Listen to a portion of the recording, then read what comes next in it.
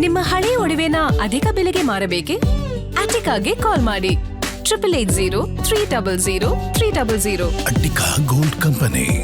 ಕೈಕೊಟ್ಟ ಮುಂಗಾರು ಮಳೆ ಬರಿದಾಗಿದೆ KRS dam. ಕೆಆರ್ಎಸ್ನಲ್ಲಿ ನೀರಿಲ್ಲದೆ ಮಂಡ್ಯ ಜಿಲ್ಲೆಯ ರೈತರು ಕಂಗಾಲಾಗಿದ್ದಾರೆ. 7 ವರ್ಷಗಳಲ್ಲಿ ಇದೇ ಮೊದಲ ಬಾರಿಗೆ ನೀರಿನ ಮಟ್ಟ ತೀವ್ರ ಕುಸಿತ ಕಂಡಿದೆ.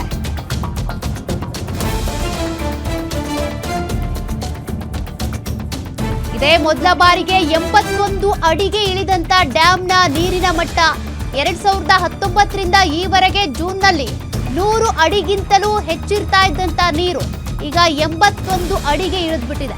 ಈ ಬಾರಿ ಮಳೆಯ ಕೊರತೆ ಮತ್ತು ರಣ ಬಿಸಿಲಿಗೆ ಬತ್ತಿರುವಂತ ಕೆಆರ್ಎಸ್ ಡ್ಯಾಂ. ಕೆಆರ್ಎಸ್ನಲ್ಲಿ ಪ್ರಸ್ತುತ ಇರುವ ನೀರು ಕೇವಲ ಕುಡಿಯೋದಕ್ಕೆ ಮಾತ್ರ ಮೀಸಲಾಗಿದೆ. ರೈತರ ಬೆಳೆಗಳಿಗೆ ನೀರು ಕೊಡೋದಕ್ಕೆ ಸಾಧ್ಯನೇ ಇಲ್ಲ ಅಂತಿದೆ ಜಿಲ್ಲಾಡಳಿತ. ಬೆಳೆಗೆ ನೀರು ಕೊಡಿ ಅಂತ ಶ್ರೀರಂಗಪಟ್ಟಣ ತಾಲೂಕು ಕಚೇರಿಗೆ ರೈತರು ಮುತ್ತಿಗೆ ಹಾಕಿದ್ದಾರೆ.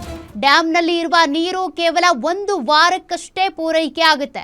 ಮಳೆಯಾಗಿ ಡ್ಯಾಂ ಭರ್ತಿ ಆಗದೆ ಇದ್ರೆ ಕುಡಿಯೋ ನೀರಿಗೂ ಸಂಕಷ್ಟ. ಮೇಲೆ ತರಲಿಲ್ಲ. ಆ ಕಾರಣಕ್ಕೆ ಒಂದು ಕಟ್ ನೀರು ಕೊಡುವಂತ ದಯಮಾಡಿ ಈ ಇರೋ ನೀರಲ್ಲೇ ಒಂದು ಅವಕಾಶ ತಾವು ಈಗ ಬಂದ ರೈತರು ಮೇಲೆ ತರಲಿಲ್ಲ.